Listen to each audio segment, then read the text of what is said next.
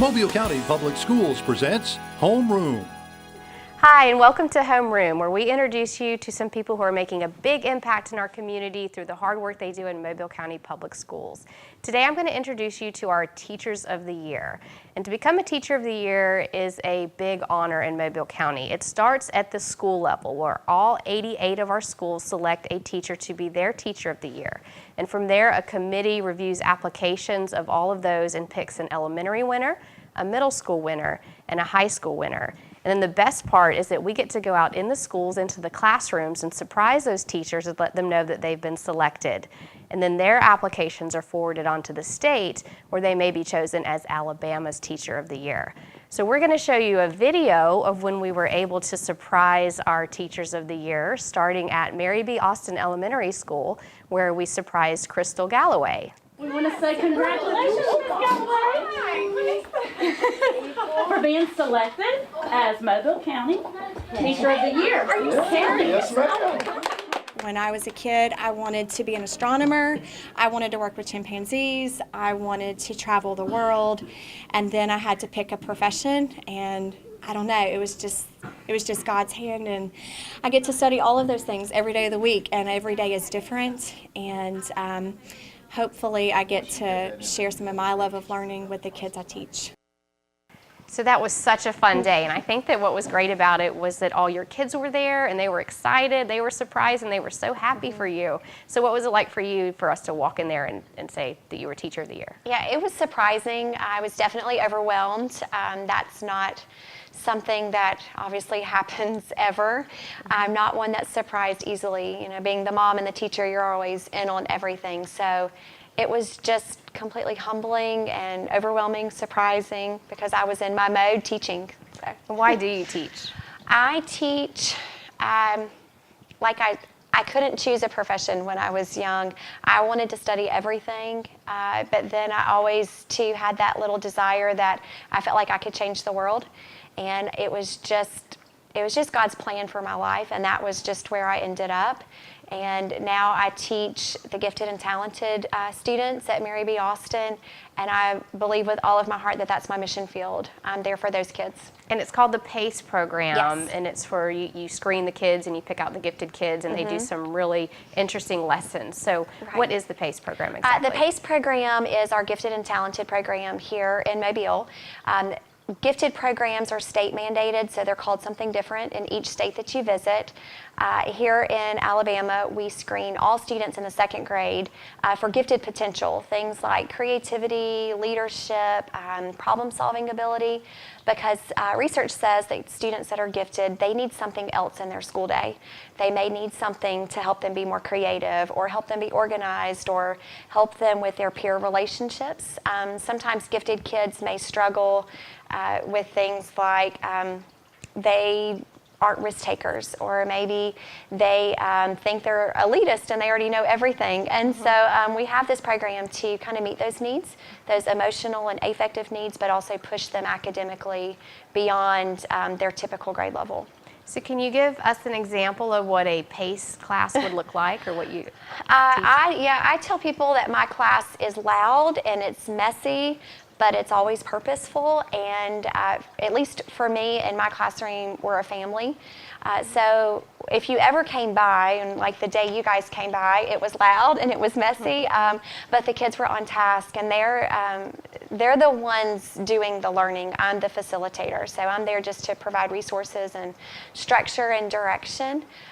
What's so great is it's all student-based, and it's also strength-based. So everything we do in the gifted program focuses on what the kids do well, rather than teaching through their deficits.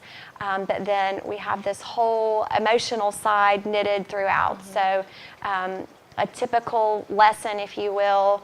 Just this week, we were learning about the 1960s, American history, and the space race. And so I asked my fifth graders to build a lunar module, a rover actually. And so they were building, and it was a mess, cardboard everywhere, tape, scissors, it's loud because they're talking and sometimes being silly, but also on task at the same time. But then I started to see tears in some of my kids, and I saw frustration in some of my kids because the project didn't work. And that's what my class is about. It's about persevering through moments that may be academic to get to the root issue of, okay, now how can I be a better person through this? And maybe messing up and then solving a problem. And then following through later. I had one group of girls who all three welled up because they're perfectionists and they struggle taking risk. And by the end of the lesson, they were the most successful. And so they not only could say, yes, I learned about the space race. Yes, I built a cardboard model of a rover, but they were able to say, I persevered today. And today I learned a lesson that I can apply later on. So that's really what, in my view, my class is about. And that's great. And I know another project that had probably some of that same types of things happening, it was your Genius Hour. Yes. So can you tell us about the Genius Hour? Sure. Genius Hour is this initiative that, it's kind of a buzzword that's been out in education for a while, but it's basically where students, and it could even be adults, it could be any age group, you take 20% of your time to work on something in an area of interest to you. So I was afforded the time to develop that at our school, and I had a group of 5th graders I worked with last year. I'm working with a group of 3rd graders this year. But basically, it's learning about something without the pressure of test or having to get a grade on it. It's just learning to learn it, which is the beautiful part. And so a great deal of perseverance, risk-taking, communicating with others, collaborating, using multiple resources. The thing about a Genius Hour project, you are not allowed to study something that you could simply go to Google and find a quick answer. It's supposed to take time. And each student picked their own topic, didn't they, based on what they were interested in? So what were some, I know one was about a Rubik's Cube, wasn't it? We had one student, and he was obsessed with the Rubik's Cube and how to solve it, but through chatting together, he took it farther. He wanted to learn how to solve it, but then he knew there were mathematical algorithms involved in the solving of it, and he wanted to apply that to make his own game. So throughout the course of the year, through his watching YouTube videos and reading and practicing with friends, he was never able to solve the Rubik's Cube. But it was actually this beautiful moment because when he went to share his project with some kids at our school, he took a buddy with him that could. But he talked about how the process of trying was so valuable to him. There was another student who was marked as a behavior problem at school, but highly academic, just brilliant. And his project was all about the effect of endorphins on a person's behavior. So amidst him sometimes getting in trouble at school, we're talking about how can exercise actually keep me on track. And he was able to encourage others at our school to exercise. Well, that is fantastic, and I love how you teach them to think differently and to stretch their imaginations and their learning skills. So we're going to come back in a few minutes, and I'm going to introduce you to the Middle School Teacher of the Year, who is Tiara Cooper from Phillips Preparatory School.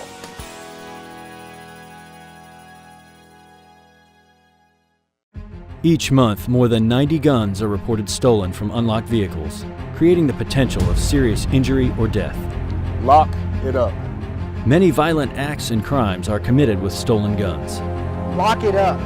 According to ATF, stolen guns pose a substantial threat to public safety.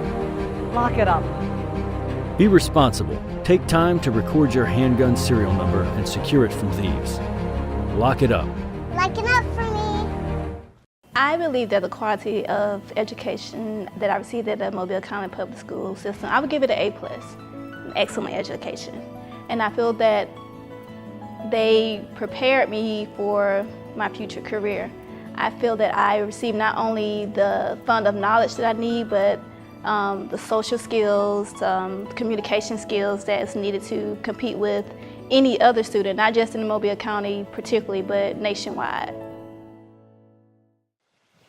Welcome back to Homeroom. Today we are meeting our Mobile County Teachers of the Year. And joining me, I have Tiara Cooper, who is the Middle School Teacher of the Year. She is from Phillips Preparatory School, which is one of our magnet schools. And I'm going to show you a video because we had a fun day where we surprised you in your classroom to let you know that you had been selected for the countywide honor.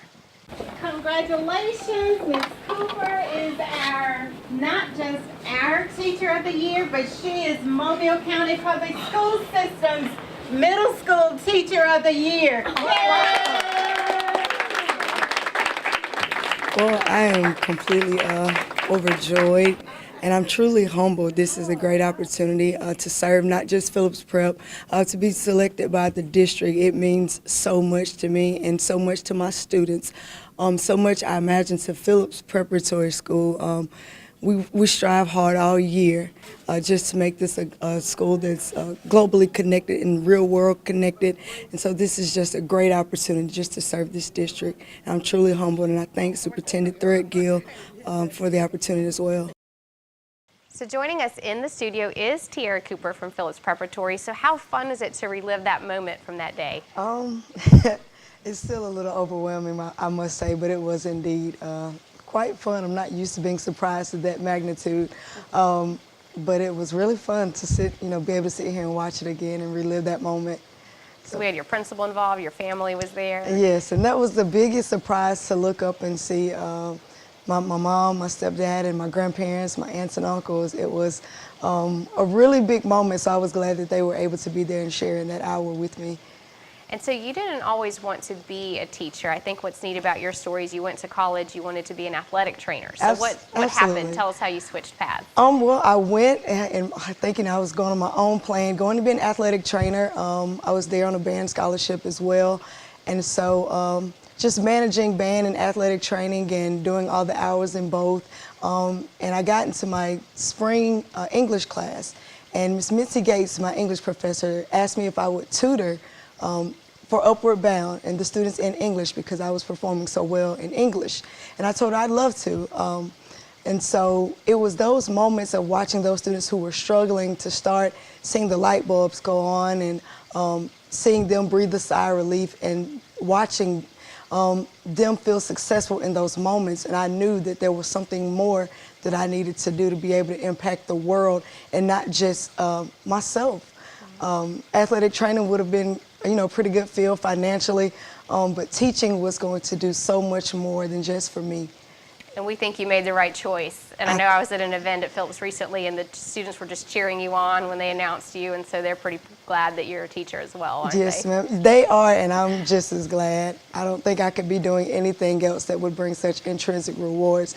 And so I'm grateful. I truly am that I was, sent down this path. And you teach language arts at Phillips, and yes. One thing that I loved about your application is that you try to teach students, you make it relevant. You tell them that they need to think outside this moment and outside this classroom. So what does that mean? What that actually means, for most students today, they kind of feel that education isn't necessary to be successful, because there's so many other routes to what they can take to be successful. They can get into the music industry. Some of them love sports, and some of them are into YouTubing and things of that nature. And they think that education isn't as important. But what I like to do is use those grammar lessons, use those reading lessons, all of those skills to show them where those things are relevant in their lives. When they're filling out applications, writing and grammar is going to matter. When they're interviewing, verbal communication is going to matter. And so thinking and problem solving is going to matter in every aspect of their life.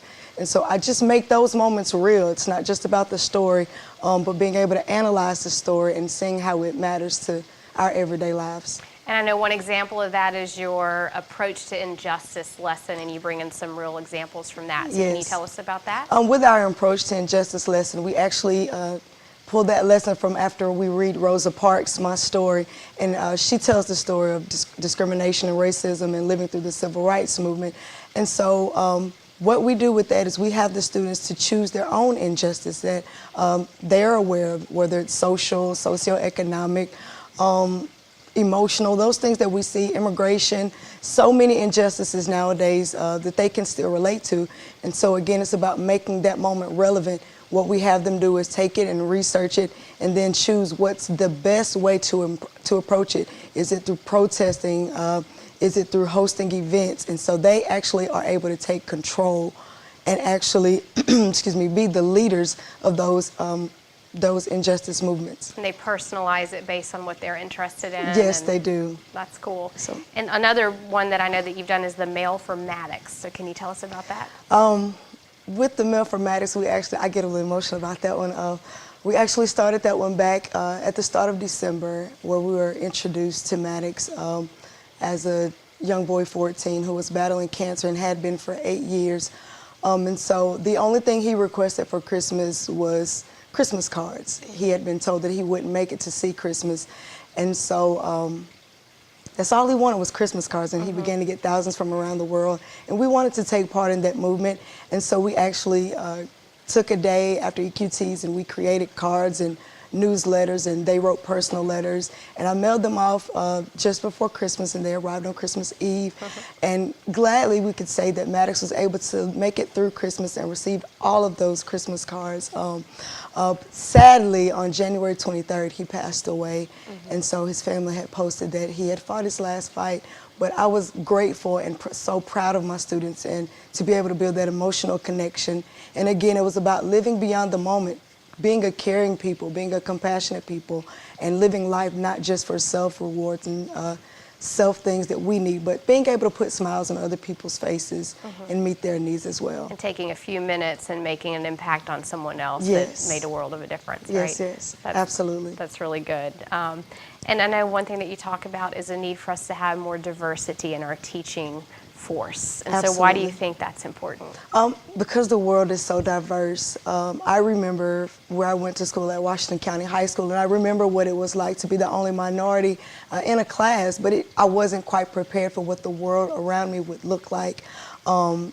Academically, I was prepared, but being able to, learn of other cultures and where other people are from and learn about other religions and music even, I think that it's important that our students are able to see what the world outside of the classroom is like.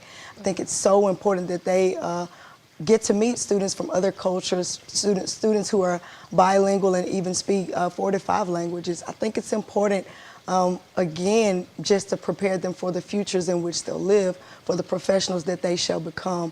It's important that they see diversity in the classroom, as well as being able to experience diversity of professionals. It's important to be able to see teachers and principals of all ethnic backgrounds and all religious cultures, because that's the world in which we live. And I think that's one thing that makes Phillips special is it's a very diverse school. Absolutely. And it's also an international baccalaureate school. Absolutely. So what's it like teaching at the only middle school international baccalaureate school on the coast? Well, it's great to be able to take my own personal philosophy of teaching and being able to teach that way, teach a global lesson, to be able to incorporate the global context of why we're learning what we're learning, and again, it all ties to what's the purpose. So it's perfect. It's a perfect setting. And even thinking back to the story we read of Rosa Parks, we see the journey of what it was like in a segregated classroom, but being able to look across my room and see that no two students look alike, that everybody looks different, and they look around and they see, like, this is real. It's hard for them to imagine what a segregated classroom looks like because theirs is so diverse, but we bring that culture into ours, and then we see where we've grown into a people. So it's a very good setting to be in an international school, teaching an international lesson to prepare international students. And that's great. It is. And what would you say to somebody who may be thinking about becoming a teacher? What I would say to someone who's thinking about becoming a teacher is, don't think about it, just do it. Because if that passion has been impressed upon you, it's definitely about those that are to be taught and not the one doing the teaching. That's great. Well, thank you so much for joining us. We have to break for a commercial, and when we come back, I'll introduce you to Jessica Agnew, who is our High School Teacher of the Year.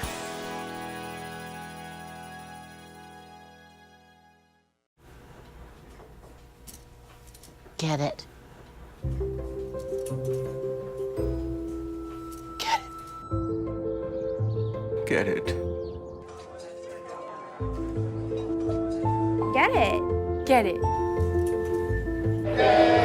Get it. Get it.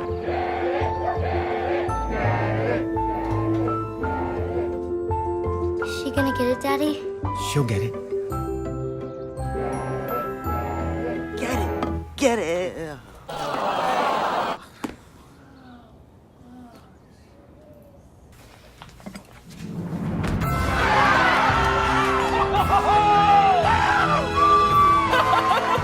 When you bring home a Goodwill find, you give your whole town a reason to celebrate because you're also funding local job training and placement programs in tech, healthcare, and more. Goodwill. Bring good home. Hi, and welcome back to Homeroom. Today I'm introducing you to the Mobile County Teachers of the Year. We've met Crystal Galloway from Mary B. Austin Elementary School and Tiara Cooper from Phillips Preparatory School. And now joining me, I have Jessica Agnew, who is our Teacher of the Year on the high school level. She teaches at Baker High School. And I think what's special about that is you attended and graduated from Baker. I did. Graduated from Baker in 2006.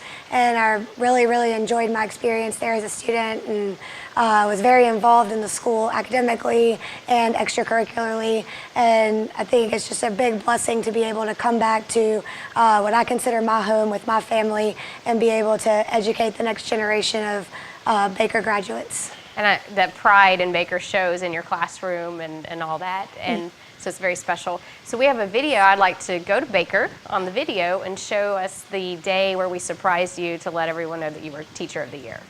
Congratulations, Miss Agnew. You're the secondary Mobile County Teacher of the Year. Thank you. It's a great honor. This is a wonderful system full of awesome, highly qualified teachers that do a great job and work hard every day. And so to be honored is even more special because I know the quality of the people that I work with every single day. So that was fun, and I think what made that one special was your husband was there because he's a teacher at Baker. The student who nominated you was there. What was that like? It was, like the other two ladies have said, just very overwhelming and surprising. You never expect that just doing what you love to do every single day is going to earn you recognition, because I know we're not there for ourselves. We're there, for the students. But it was awesome. McKenna Howell is a student that wrote me a letter of recommendation, and she's a wonderful representative of our school. And so having her and then my husband and my mom there, it was just overwhelming and surprising and a very fun day. And you teach AP Calculus, and in your application you talk about how you want to make calculus relevant to your students. So how do you make calculus relevant? Yeah, so I think that a lot of times, you set the tone that first day of school when the kids come. That's true from kindergarten all the way through 12th graders. They in high school, I feel like that first day, many days, is just policies and procedures and paperwork and syllabi, and they're doing the same thing over and over and over again. So I try the very first day to make the content relevant. So we do what's called the door activity, which found in a book by Forrester, and take the kids to the front of the school, and without really telling them what's going to happen, you just pick a kid that won't mind being singled out a little bit and say, okay, I want you to stay inside and the rest of us all go outside. And you have the kid walk through the door, and the kids actually collect data by timing how long it takes for the door to open and close. And they do it again a couple times, and we go back to the room and we just talk about the relationship between time and the angle of the door. And then we're able to introduce both limits and derivatives, which are the two of the three big concepts of calculus, to them on that very first day. But rather than doing it in a direct instruction type way, which sometimes has to happen in the math classroom, we're able to do it through more of a discovery learning, and we refer back to that activity over and over and over again throughout the course of the year. So it's something where I say, remember when we went to the door, and so it's something that we come back to a lot. And so from that very first day, they know this math class is different. It right? is, and that's the thing about calculus, is it's so different from any math that they've ever done before, and it's a beautiful thing, kind of nerdy, but beautiful to see them start to realize, okay, this is why I've learned everything that I've ever learned in mathematics. It all comes together right here in calculus, and they start to see, this is why my Al2 trig teacher made me do this process over and over, my pre-cal teacher made me do this process over and over, and they start to really get invested in the content and hopefully fall in love with it a little bit too. And one thing that's very impressive about your teaching is that you have an 86% passage rate on the AP Calculus exam. How do you get your students, because when they do that, they have college credit in calculus. So what do you do? I can't take full credit for that. Our department at Baker is phenomenal, and we do a really good job of those students. When they come into my room, they're prepared to learn calculus. I don't have to spend time reviewing or teaching prerequisite skills, because the people that teach the courses before mine, they do such a good job of preparing the kids that they're ready to take that intellectual leap to that next step mathematically. And then also, obviously, the credit goes to the kids. They invest, they buy in, they believe that they can be successful, and when they believe that they can be successful, then they go out and show themselves that they're right, and they do a great job. And beyond that success in the classroom, I understand you're also an assistant cross-country coach. You've done cheer coaching before. So do you think it's important for students to participate in extracurriculars and athletic events? Or? That is probably my favorite thing about Baker High School is, you know, people, we always talk to parents of 8th graders and they're like, we're so worried because it's so big, it's so big, it's so big. But the fact that we're so big gives us the opportunity to offer such a diverse selection of extracurricular activities. So I do believe that them investing in the school outside of the academic realm of the school is something that enhances their connection with the school and then therefore impacts their academic performance because they feel like that they're a part of something special, so they're going to work harder to continue to be a part of that. And we offer anything from esports to cheerleading to any sport that you could come up with. We're going to start wrestling next year, and then we have clubs and different organizations that our kids can join. And I think that all of our students have a way to find a place at Baker, and I think that we as teachers have the responsibility to help create those chances for them. And I know one thing that bridges that, you're also the athletic academic advisor. So what does that mean? Yes, so trying to get students athletically or academically eligible to compete athletically in college is, it takes an army. So my job is to monitor the classes that they're taking, their high school GPA, their ACT score, and ensure that they're meeting those NCAA clearinghouse standards so that when that opportunity presents itself senior year, it's not too late academically and they've put themselves in a tough situation. So we monitor them from the 9th grade to the 12th grade and keep track of what they're taking and how they're performing and communicate with the coaches about how their students are doing and those kinds of things. And one thing I read in your application is that you like to encourage students to take more challenges. And you said, take this risk and I'll take it with you. You don't want them to just take the easy class. Why is it important that they challenge themselves? I think that anytime that you subject yourself to a challenge and you understand that not everything is going to come easy. Most of the kids that I teach, they're extremely, extremely naturally gifted kids. But I try to tell them at some point in your life, it's not going to come easy to you anymore. You know, it may have come easy to you all the way through school. You know, you didn't really have to do much other than the required amount of work. You didn't have to spend a lot of time studying. It just naturally clicked for you. But at some point in life, that's not going to happen. And I feel like the high school classroom is a secure place for them to learn how to fail, and that they have a support system that's really going to not allow them to continue to fail, that we're going to help them find ways to be successful, and that once they figure that out, that's something that they can carry with them to college or to a career throughout life when they encounter things that don't come naturally to them. And that's great, because that's part of being the teacher. You teach the academics, and then you teach them about life. And so how is it to be a teacher? Do you love it? I love it. It's definitely my calling and my passion. And I come from a family of teachers. My mom's a teacher, my uncle, my aunt, my sister. Your husband? My husband.